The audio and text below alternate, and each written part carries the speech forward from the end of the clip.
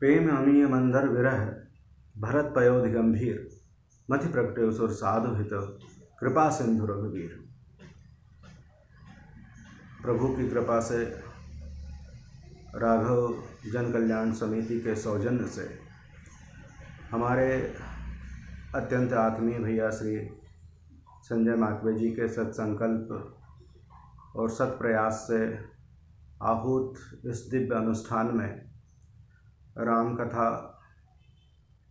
के माध्यम से भगवत भूषण श्री भरत जी महाराज के प्रेम सागर में रस आवगाहन, रसा आप्लावित, रसापूरित, रस सिक्त और रस स्नात करने को आतुर आप सबकी जिज्ञासवृत्ति, श्रवण निष्ठा, भगवत कथा भी रुचि और वह सद्गुण संस्कार जिसके वशीभूत होकर आप अपने अमूल्य समय में से कुछ क्षण चुराकर भगवत चर्चा को देते हैं, उन सबके प्रति आदर के साथ वंदन करते हुए। वैसे तो यह अनुष्ठान, यह आयोजन बृहद रूप में सार्वजनिक स्तर पर होना संकल्पित था, किंतु हमारे सामने एक वैश्विक संकट खड़ा हुआ है और इस संक्रमण के काल में यह संभव नहीं हो पाया। तब निर्णय लिया गया कि किंचित भगवत चर्चा सोशल मीडिया के माध्यम से की जाए। निश्चित ही यह आपत का काल है, विपत्ति का काल है, किंतु शास्त्रों में आपत्ति के काल के विषय में कुछ और कहा कि जब भगवान का स्मरण ना हो, हम धार्मिक आचरण से विमुख हो जाएं, हम नीति नियम सिद्धांतों के अनुपालन से विरत हो जाएं, वह काल विपत्ति का काल होता है। कह हनुमंत विपत्ति प्रभु सोई, जब तक सुमिरन भजन ना होई। विपदा नेम विपदा संपन्नो नेव संपदा। जब भगवान का स्मरण ना हो तब विपत्ति होती है, और जब भगवान का स्मरण होता है तब संपत्ति होती है। ये समिति धार्मिक आयोजनों के साथ साथ शिक्षा, स्वास्थ्य और कई सारे सामाजिक सरोकारों से जुड़ी हुई समिति है। समाज का अंत्यज व्यक्ति भी इससे लाभ पाता है। कोई भी संगठन, संप्रदाय, समिति इस तरह के कार्यों को करती है जहाँ सीधा सीधा समाज उनसे लाभान्वित होता है, अंत्यज वर्ग लाभान्वित होता है, वहाँ चेतना का प्रचार प्रसार होता है, जागरूकता के लिए जहाँ कार्य होता है, वहाँ निश्चित तौर पर उनके साथ एक दैवीय और पारमार्थिक सत्ता जुड़ जाती है और अपना बल देती है। आप घर में हैं, आपकी योग्यता, आपकी पात्रता, आपका बल, आपका पराक्रम, आपके विचार, आपका वैदुष्य, आपकी नेतृत्व क्षमता यदि घर में है तो फिर आप अधूरे हैं। पर आपके पास जो कुछ भी महनीय है, आपके पास जो कुछ भी सामर्थ्य है, बल है, संपदा है, वह यदि समाज के लिए नहीं है तब आप अधूरे हैं। इसलिए कांटों का पग चुन लिया राम ने, इसलिए राघव चल पड़े जन कल्याण के लिए, इसलिए कि घर का प्रेम छोटा है तो वह पूरे समाज और संगठन को जोड़ने के लिए निकल पड़े, जन जन में जागृति के लिए निकल पड़े, धर्म की स्थापना के लिए निकल पड़े, सामाजिक समरसता के लिए निकल पड़े। और जब आप घर से निकलेंगे अकेले, एक बड़ा संकल्प लेके, पवित्र संकल्प लेके, बड़े लक्ष्य की पूर्ति के लिए, बड़ी किसी योजना को क्रियान्वित करने के लिए, तो कुछ लोग आपके साथ आएंगे। लखन उनके अनुगामी है, सीता उनके साथ है। चल पड़े जिधर दो डगमग में, चल पड़े उधर पग कोटि पग। उनके साथ फिर संगठन जुड़ जाता है। व्यक्ति एक चलता है किसी पवित्र संकल्प को लेके, तो फिर कई लोग आपके साथ जुड़ जाते हैं। तो कभी कभी तो एक व्यक्ति ही संगठन होता है, कभी कभी तो एक व्यक्ति ही संप्रदाय होता है, कभी कभी तो एक व्यक्ति ही पूरी चेतना होता है। और राम में वह चेतना विद्यमान है, इसलिए सब उनके साथ चल पड़े।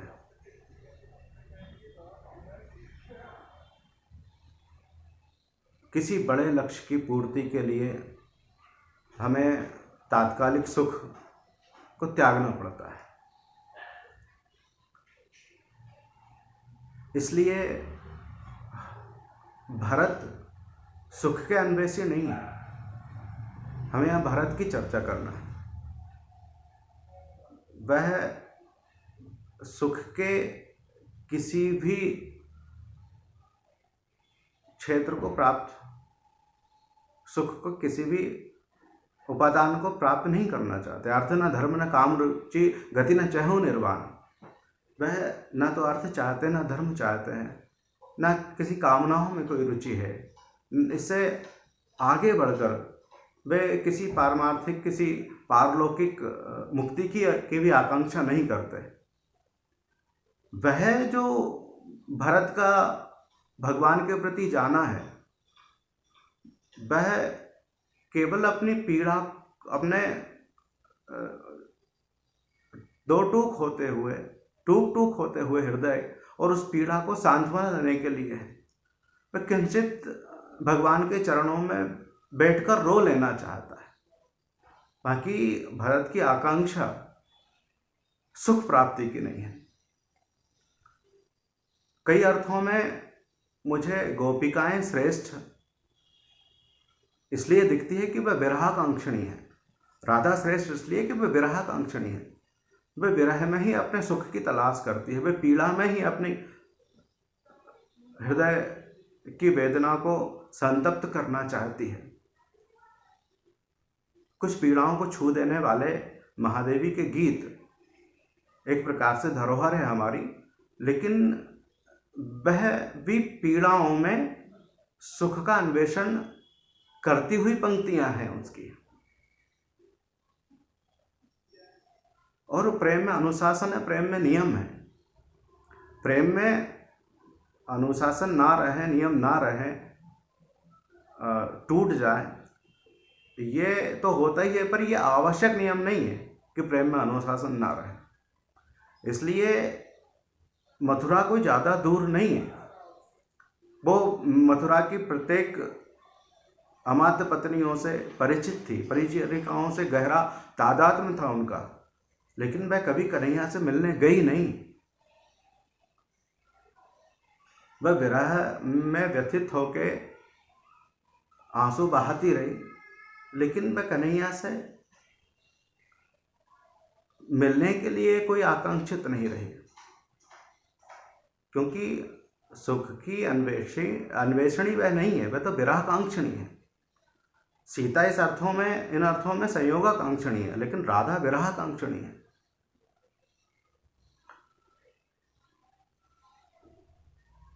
भरत पीड़ित है और पीड़ित ही रहना चाहता है।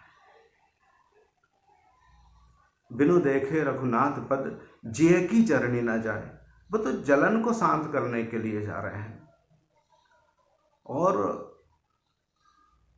जन समुदाय को प्रेम और भक्ति का पाठ पढ़ाने के लिए वो एक गुरु के रूप में यहाँ प्रस्तुत होते हैं।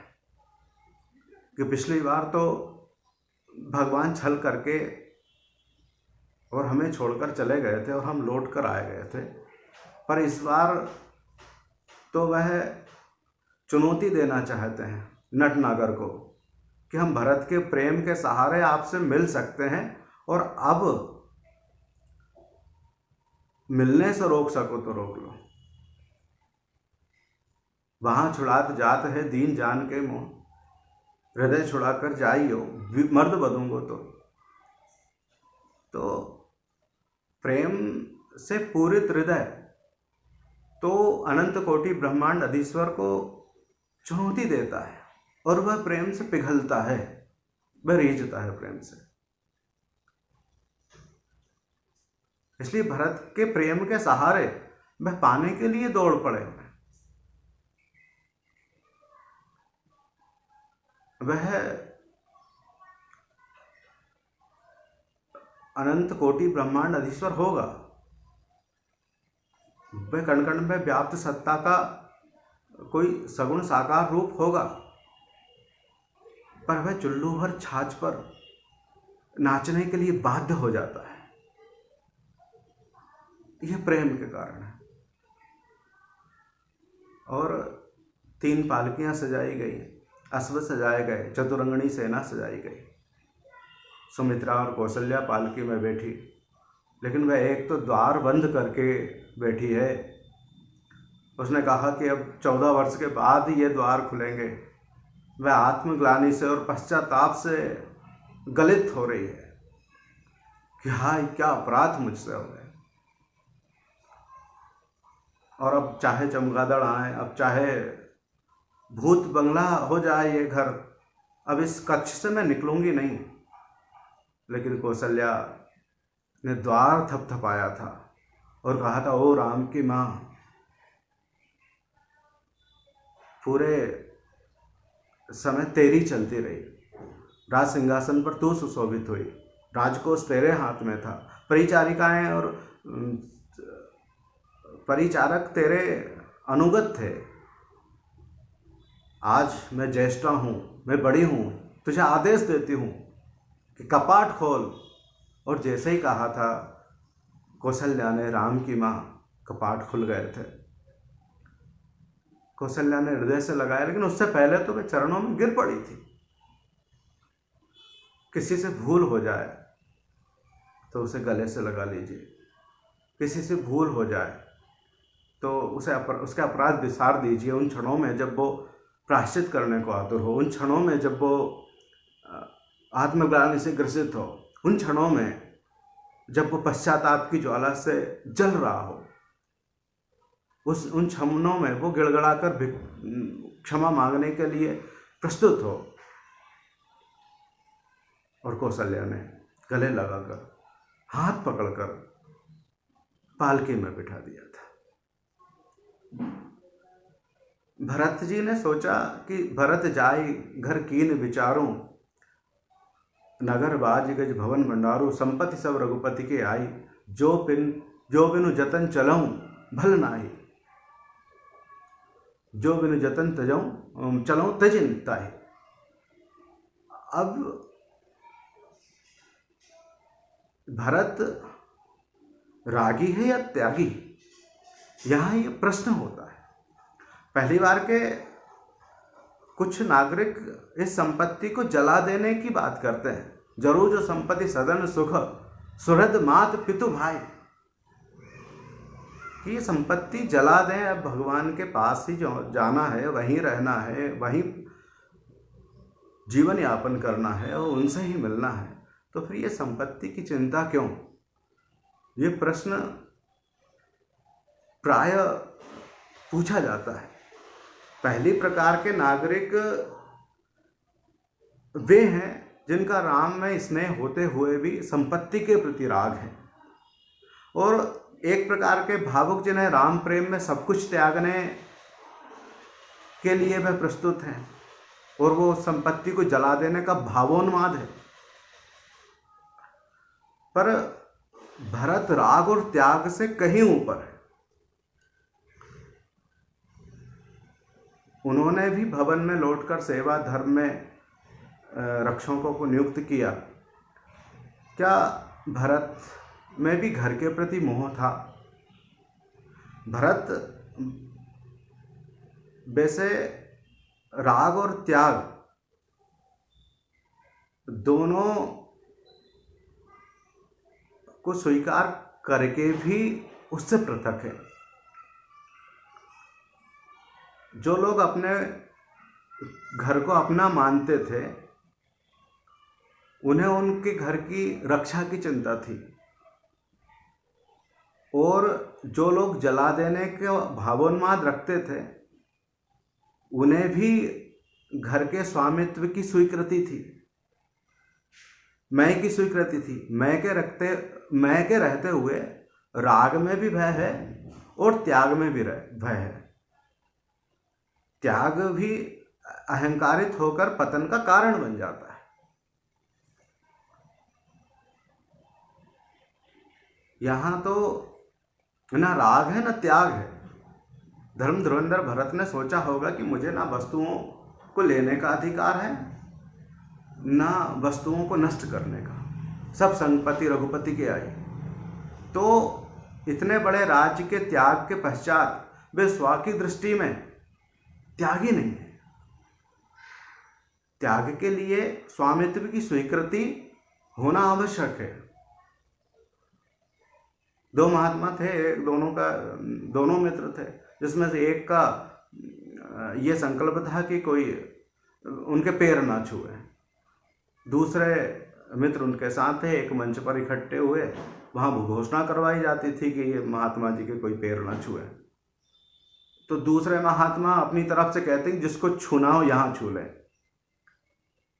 तो लोग हंसे। लोगों ने कहा कि महात्मा आप दोनों मित्र हो, एक साथ हो, एक का ऐसा नियम है आपका कि किसी कोई पैर ना छुए, और दूसरे की ये स्थिति है, ऐसा नियम है कि जिसको छूना हो वो यहाँ छू ले। अपने तरफ से घोषणा कर रहे हैं।